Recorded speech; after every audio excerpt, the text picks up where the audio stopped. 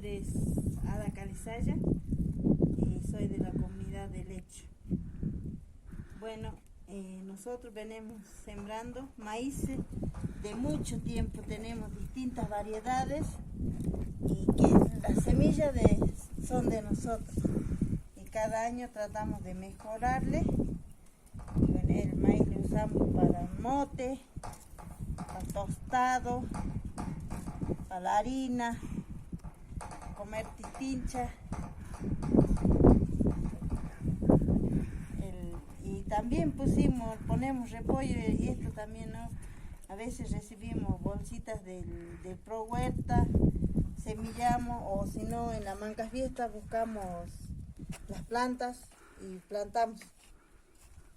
Y se viene dando, yo creo que este año fue lo mejor, donde no tuvimos helada, nada, y pudimos sacar esas semillas. Y las semillas le elegimos viendo la calidad, ¿no? Es por lo menos que si esto se silpa, semilla o no. En esto esto está para semilla. Y bueno, así vamos seleccionando y para el tiempo de siembra le volvemos a sembrar en la misma semilla.